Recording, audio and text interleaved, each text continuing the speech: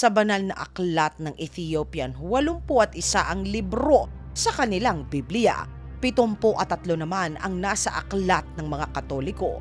Habang sa King James Version naman ay 66 ang mayroon na libro. Ngunit bakit nga ba magkakaiba ang bilang at bakit inalis si Enoch sa listahan?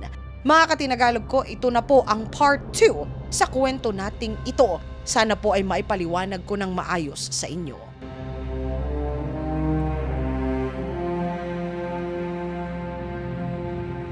Hindi isinama ng mga malalaking relihiyon ang libro nitong si Enoch dahil ito ay tinuturing nila na apocryphal.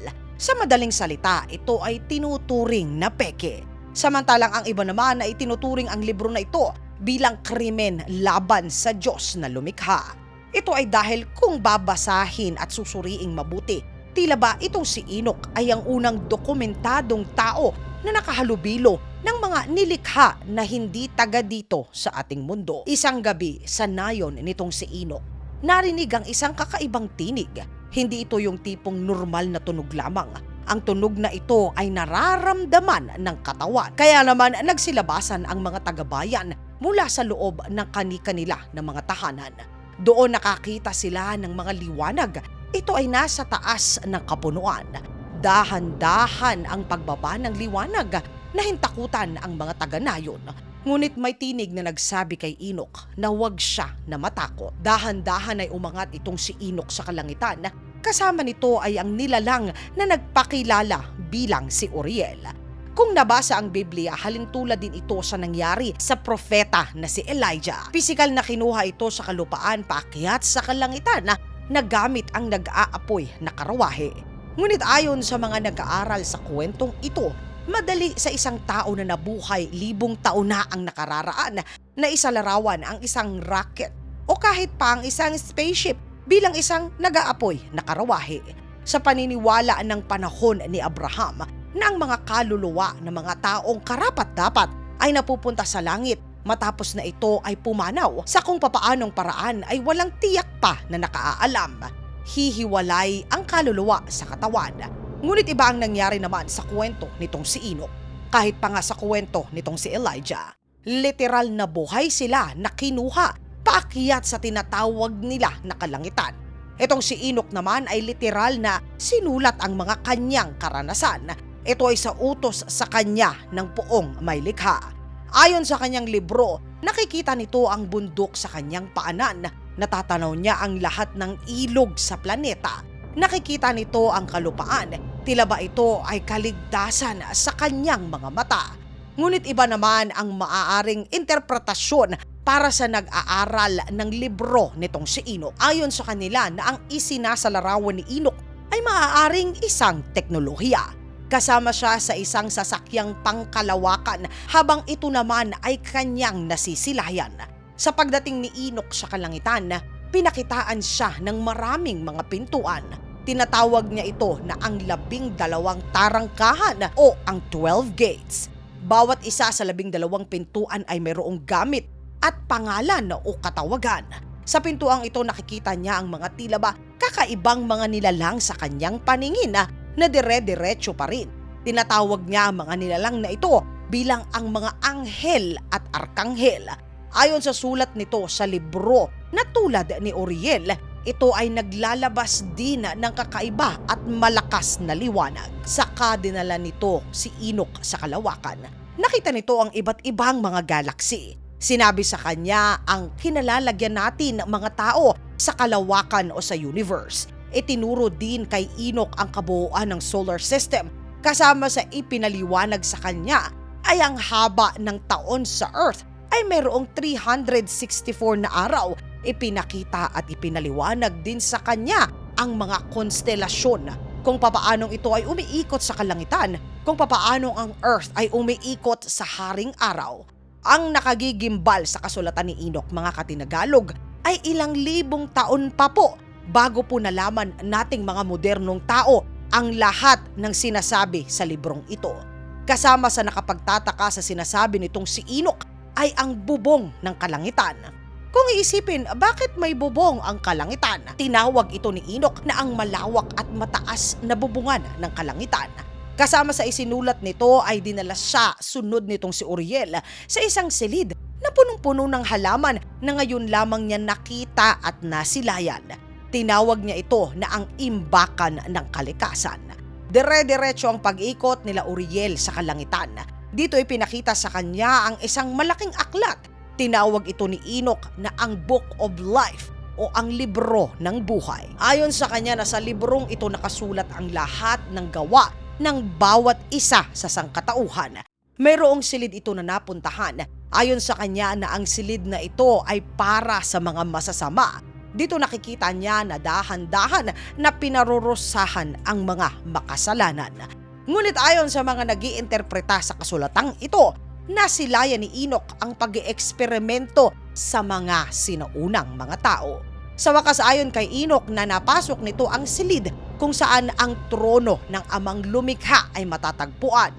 Di nito maisalarawan ang may likha.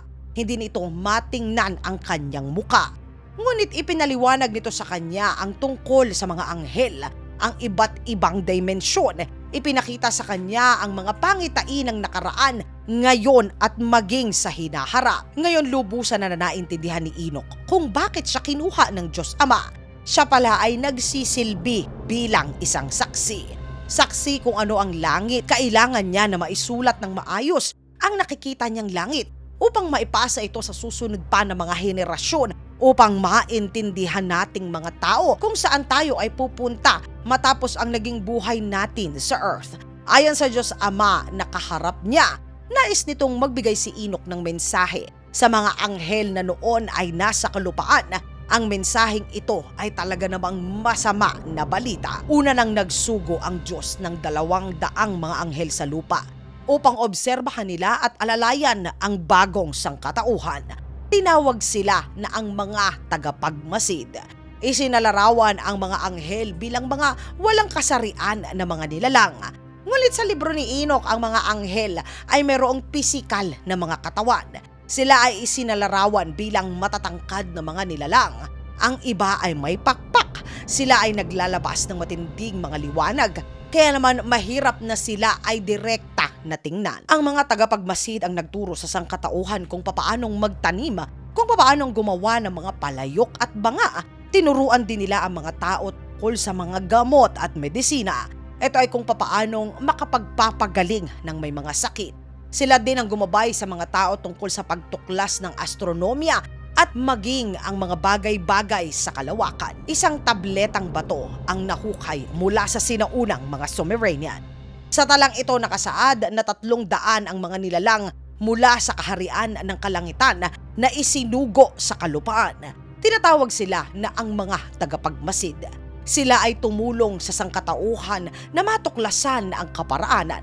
Pareho ang kasulatang ito sa mga kultura ng sinaunang mga tao, kung saan sa mga ukit nitong mga bato na tagapagmasid ang nagturo sa mga sinaunang sangkatauhan ng makabago na pamamaraan. Ngunit ayon kay Enoch na ang mga tagapagmasid ay tila ba naging tampalasan. Ayon kay Enoch na iniutos ng Diyos Ama na huwag basta-basta ituturo ang lahat sa mga sinaunang tao. Ngunit binaliwala ng mga tagapagmasid ang mahigpit na kautosang ito. Itinuro nila sa tao ang kaparaanan kung papaanong mula sa metal ay gagawa ng armas upang gamitin naman sa sigalot at labanan. Itinuro nila sa mga tao kung papaanong magsisimula ng masalimuot na labanan.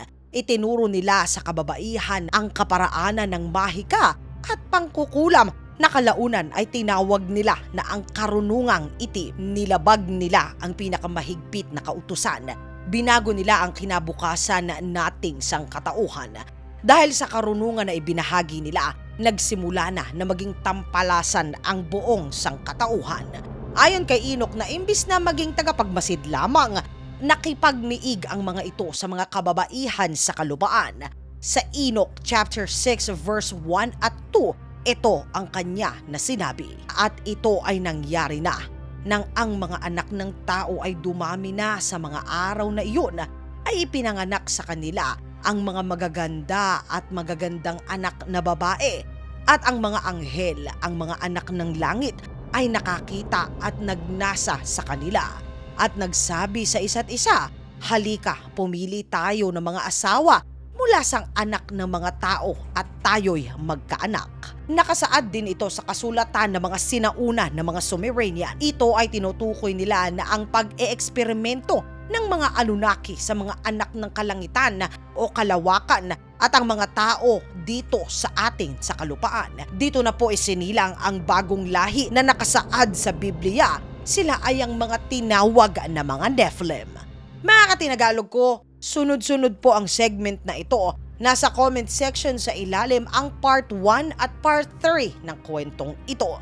Mga katinagalog ko, naniniwala po ba kayo sa mga higante o sa mga lahi ng mga Nephilim? Isulat po ang inyong saloobin sa comment section sa ilalim upang sama-sama naman po na ito ay ating basahin. Mga katinagalog ko, maraming salamat po sa pagsama ninyo sa segment natin na sa araw na ito.